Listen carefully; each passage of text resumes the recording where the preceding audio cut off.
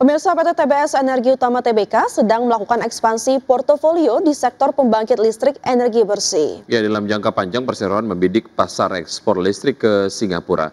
Adapun dua proyek terbaru di dalam pipeline perseroan adalah proyek pembangkit listrik Telaga Bayu di Nusa Tenggara Timur yang sedang menunggu tender dibuka dan pembangkit listrik tenaga surya terapung di Batam yang saat ini dalam tahap konstruksi.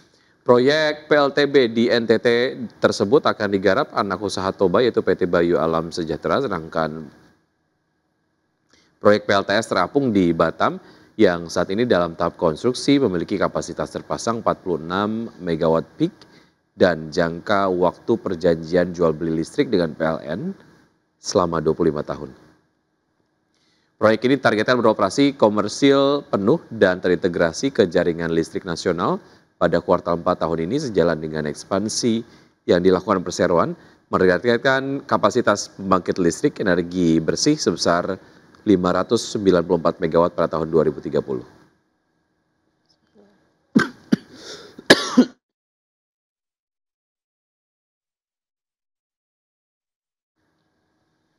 Emiten pengelola Pizza Hut PT Sari Melati Kencana Tbk atau PZZA menyatakan optimisme terhadap tahun 2026. Ya, proyeksi kinerja disebut akan melebihi target pertumbuhan ekonomi nasional. Presiden Direktur PZZA Boy Aditya Lukito menyampaikan bahwa prospek pertumbuhan perusahaan di 2026 masih bergantung pada kondisi ekonomi nasional yang dinamis. Kendati demikian, PZZA memandang tahun depan secara positif seiring target pemerintah yang memproyeksi pertumbuhan ekonomi di level 5,3 hingga 5,4%.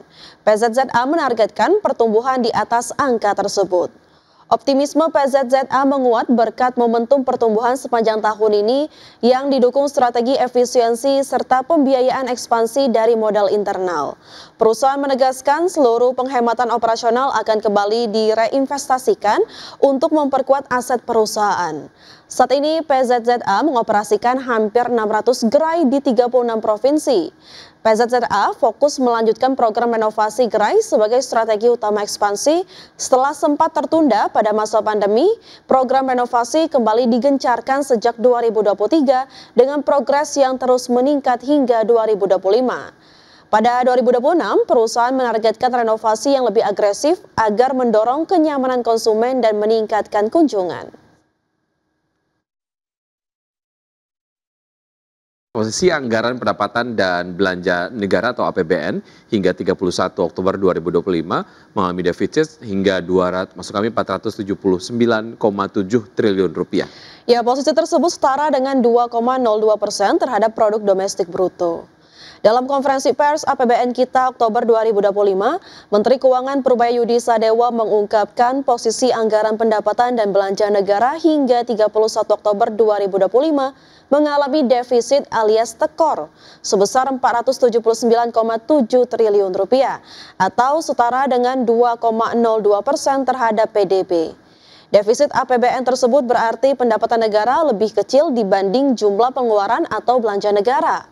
Tercatat, pendapatan negara hingga 31 Oktober 2025 mencapai 2.113,3 triliun rupiah atau 73,7%. Sedangkan belanja negara terrealisasi sebesar 2.593 triliun atau 73,5% dari outlook. Menurut Purbaya, posisi angka defisit APBN 479,7 triliun rupiah tersebut masih berada dalam batas aman dan terkendali. Defisit APBN per 31 Oktober 2025 tercatat sebesar 479,7 triliun rupiah atau sebesar 2,02% dari PDB.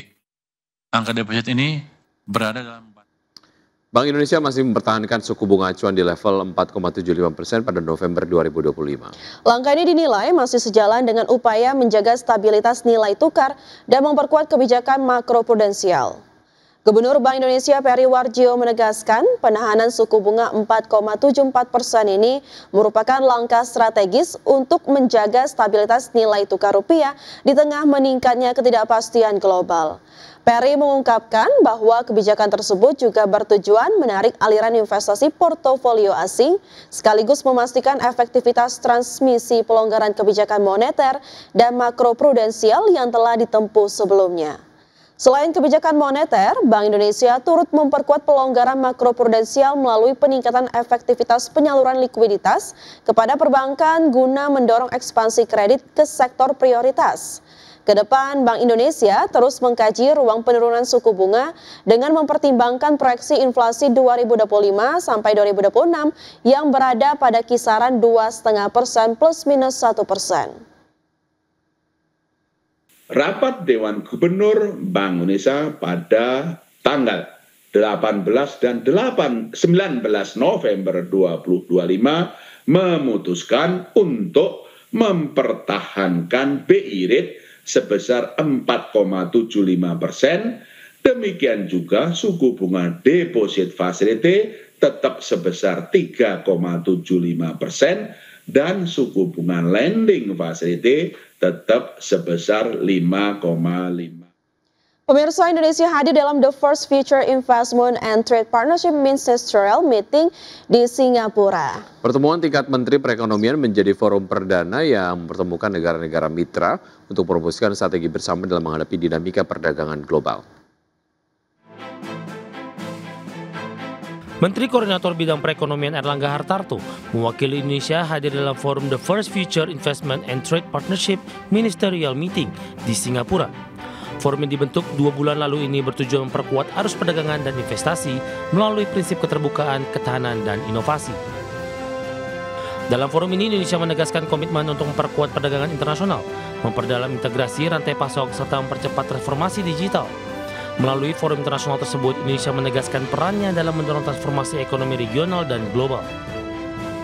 Sementara itu, Future Investment and Trade atau FIT merupakan platform kolaboratif yang penting dalam memperkuat koordinasi lintas negara, terutama dalam memetakan risiko, menyempurnakan regulasi, dan menciptakan stabilitas. Pada kesempatan yang sama, Menko Erlangga juga melakukan pertemuan bilateral dengan Minister for Trade and Industry Singapura, Gan Kim Yong. Pertemuan bilateral ini untuk membahas penguatan kerjasama ekonomi, integrasi kawasan, dan peluang kolaborasi strategis di tengah dinamika perdagangan global dan ekonomi digital.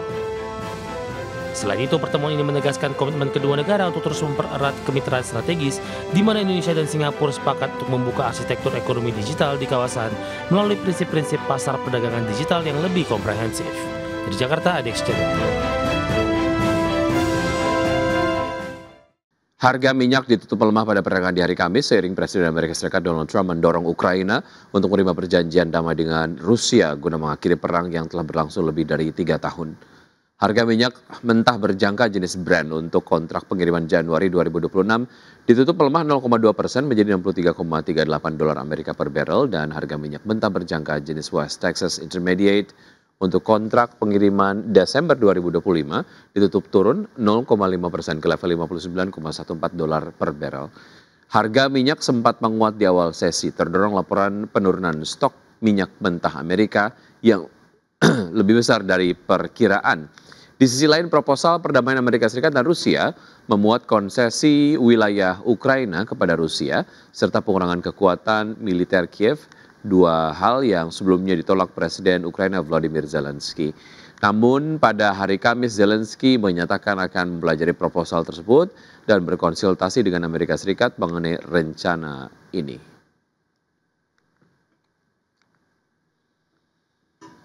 Selanjutnya, pemirsa, dari bursa global, bursa saham Wall Street yang berbalik melemah tajam pada perdagangan di hari Kamis setelah rally di awal perdagangan seiring penguatan sektor teknologi yang dipicu kinerja Nvidia dan data ketenagakerjaan Amerika Serikat kembali mengaburkan prospek pasar tenaga kerja. Di perdagangan kemarin di hari Kamis, pemirsa, indeks Dow Jones Industrial Average ditutup merosot 0,84% menjadi 45.752, S&P 500 turun 1,56% ke level 6.538 dan Nasdaq Composite anjlok 2,15% ke posisi 22.078. Sementara itu dari Eropa, bursa ekuitas Eropa menguat terdorong laporan keuangan Nvidia yang kembali menenangkan kekhawatiran tentang potensi gelembung kecerdasan buatan. Namun sebagian kenaikan terpangkas menjelang akhir sesi karena ketidakpastian terkait dengan arah kebijakan moneter Amerika Serikat. Indeks Stoxx 600 ditutup naik 0,4% ke level 563,94. DAX Jerman menguat 0,5% ke posisi 23.278, FTSE 100 Inggris meningkat 0,21% ke posisi 9.527.